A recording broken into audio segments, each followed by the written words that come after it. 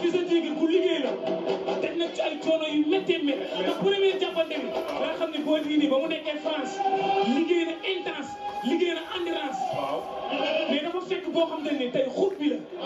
dafa indi xut bi at mais bii mooy sa ñaata bii mooy sama 16e combat man da wax sama bii mooy sama 10e victoire am 4 défaites laa am Lamine barke Serigne Bamba léegi damaa bëgg xam nga la moo tax tey ma bëree nii Lamine damaa bëgg waa làmb jox ma sama cër xam ni Bou Siteu yow Lamine xam nga ni ma sama non bu gars dañ laa xamul rek mais ñi xam làmb dëgg xam nañ ne ndaanaan nga li ma motivé xam nga la ma motivé muy ne laay bëre doomu Moustapha Gueye ndax Moustapha Gueye ñëpp xam nañ li mu def ci làmb bëre maam Njambaar tey nii su ma demee ba ne Bou Siteu mooy bëre doomu Moustapha Gueye loolu succès bu rëy la ci man Lamine te parce que su may bëre baayam dafa am lu mu def ci làmb yëngal làmb toj làmb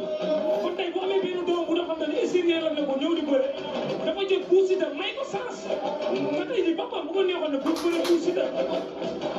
combat baa ngi nii Bou Siteu mais bàyyi woo yaa ngi gis mu ngi si ñaari mais da nga accéléré affaire dama accéléré affaire bi waaw gis nga fii nii walaay maanaam dóor bu daanu bi sax xaaruma ko woon maa ngi doon dóore mais maa ngi doon ngàddu plaqué laa doon indi mais bu ko gis mu bàyyee moo tax ma asona dóor bi mais est-ce que xam nga lan moo ko tax a bàyyee ko bay taw nii lu ko tax a bàyyi dama ko sentir maanaam mu mel ni ku rocc loxo mel ni ku blessé moo tax ma ne xaaral ma asona balaa arbitre bi di sifflé moo tax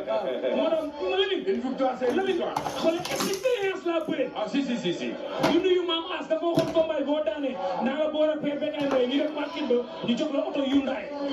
maam As léegi guddi am naa oto oto yi léegi guddi sama niveau dépassé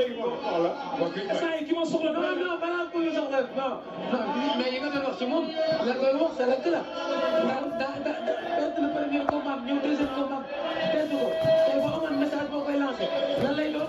waaw message bi ma koy lancé rek muy Fils de Tigre maanaam di ko wax na gën a jàppat na gën a entraîné xam ne papa léegi tey su ma la ko